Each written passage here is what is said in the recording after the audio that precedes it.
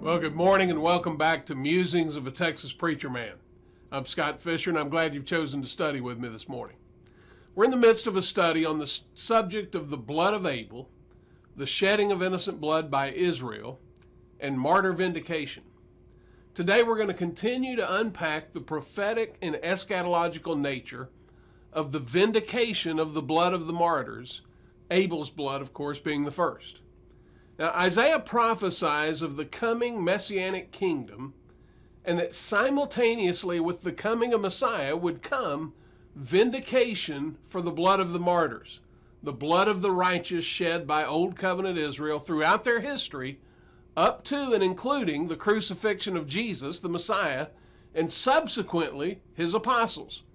Now, we saw in one of last week's episodes that God identifies himself as God and as unique in that he is, quote, declaring the end from the beginning. That was from Isaiah chapter 46, verse 10. And Deuteronomy chapter 32 was an example of that, where he prophesies of Israel's last days, their end, the end of Old Covenant Judaism. Basically, the entire book of Isaiah is an example of that as well. 700 years before the coming of Jesus, Isaiah is prophesying of the Messianic kingdom and the end of Old Covenant Israel, their last days. Now, one more point is important before we move forward. It's clear that the first century Jews' definition of the kingdom and the role of Messiah, which they were expecting at any moment, was different from the kingdom Jesus was bringing and the role of Messiah that he brought.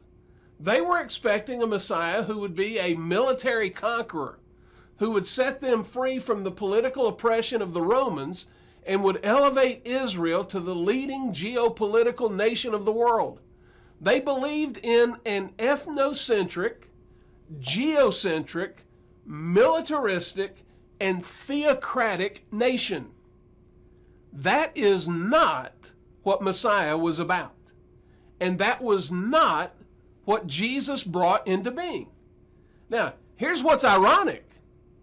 Today, most evangelical Christians are looking for and expecting the same thing the first century apostate Jews were expecting. As Apollo 13 made the phrase, "Houston, we have a problem," famous, it applies to this interpretation of prophecy. We have a huge problem. Next, at the story of the Transfiguration, recorded in Matthew chapter 17, the disciples asked Jesus about why the scribes say that Elijah must come first. And Jesus' answer is critical, and we must understand it. Matthew chapter 17, verses 11 through 13. And he answered and said, Elijah is coming and will restore all things. But I say to you that Elijah already came, and they didn't recognize him, but did to him whatever they wished. So also the Son of Man is going to suffer at their hands. Then the disciples understood that he had spoken to them about John the Baptist. Now, Jesus states emphatically that Elijah would come and, quote, will restore all things. And then he says, Elijah already came. Now, the implication is that if Elijah has already come, all things have been restored.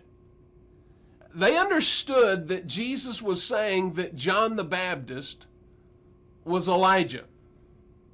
Now, here's what we have to grasp. All things have been restored, according to Jesus. Now, clearly, here's our problem. Our definition of the restoration of all things and Jesus' definition of the restoration of all things are not the same thing. According to Jesus, all things have been restored. We must now adjust our thinking to align with what he said. Are you with me? Now we go to Isaiah chapter 2. We looked at 3 verses yesterday, and we're going to continue there right now. Beginning at verse 1, the word which Isaiah the son of Amos saw concerning Judah and Jerusalem. Now it will come about that in the last days, the mountain of the house of the Lord will be established as the chief of the mountains and will be raised above the hills, and all the nations will stream to it. And many peoples will come and say, come, let us go up to the mountain of the Lord, to the house of the God of Jacob, that he may teach us concerning his ways, and that we may walk in his paths. For the law will go forth from Zion, and the word of the Lord from Jerusalem. Now, this is the Messianic kingdom. The mountain of the house of the Lord is not physical Jerusalem, and it's not the old covenant. This is the universal Messianic kingdom in which all the nations are invited to share in this promised salvation. This is the promised kingdom.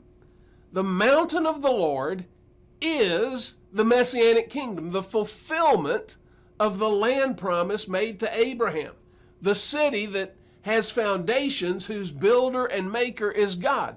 Not physical Jerusalem, the heavenly Jerusalem.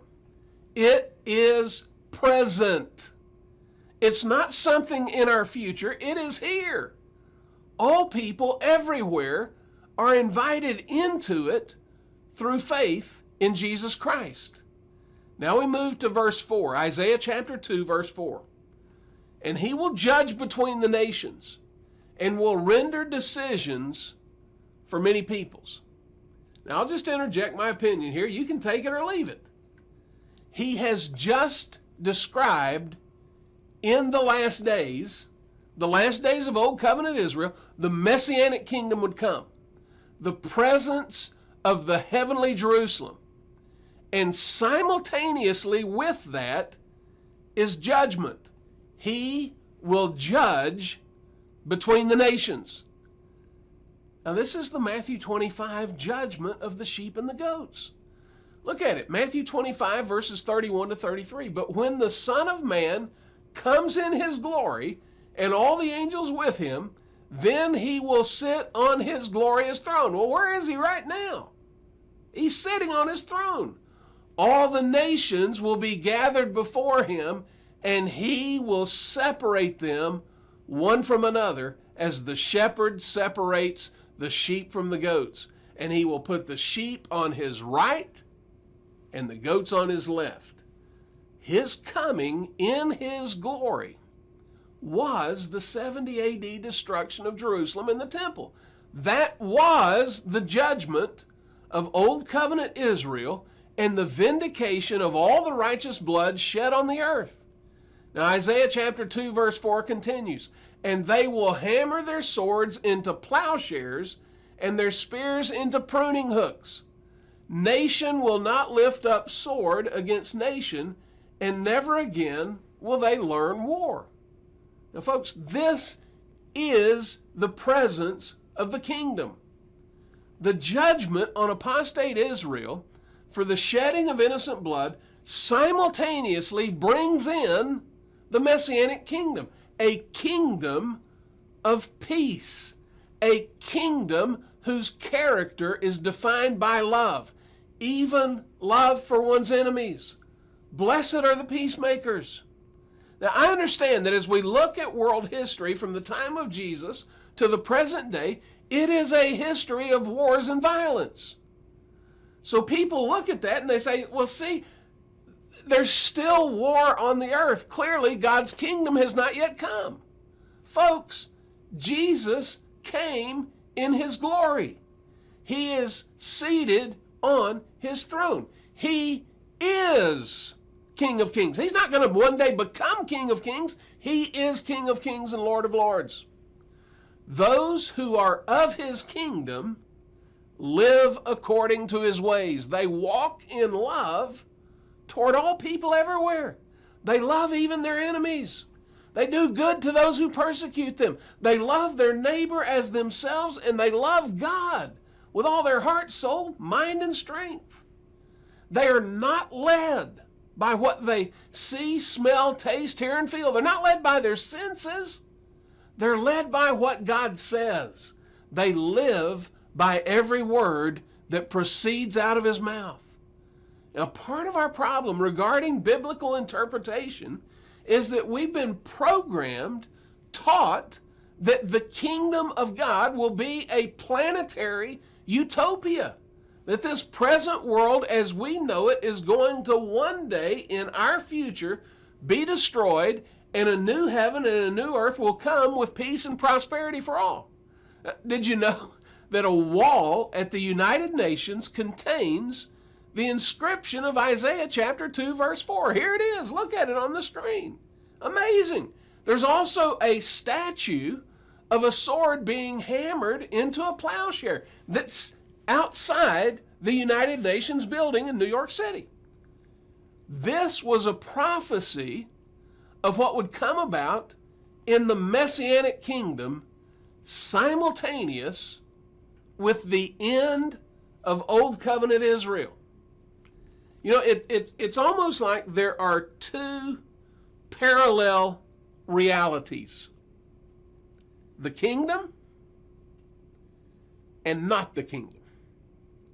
The kingdom and this world. And you can, through faith in Jesus Christ, live and walk in the kingdom right now, right here. Well, we've covered a lot this morning, and some things that you may have never even considered before. Don't give up. Don't react. Don't ignore the scriptures. I want to thank you for studying with me this morning, and if what I'm sharing with you goes against what you've always believed, don't be afraid or intimidated. Study the Word. And we'll be picking up right here again tomorrow morning as we continue our study of the truth of the Messianic kingdom and continue to look at the vengeance poured out on Jerusalem for the blood of the righteous. Now, I want to thank you for joining me for Musings of a Texas Preacher Man, and I hope you'll continue to join me Tuesday mornings through Friday mornings each week right here. Why not click on the subscribe button on the lower right corner of your screen, and you'll be notified in YouTube whenever a new video gets posted. And if you're watching on Facebook, consider sharing this on your wall and invite your friends to watch it. If you saw it on Twitter, retweet it and encourage your friends to watch. And if you live in the Dallas-Fort Worth Metroplex, why not join me on Tuesday nights at 7 p.m. for Tuesday Nights in the Word? Come out and join us. Hey, I hope you'll go out and make today a great day.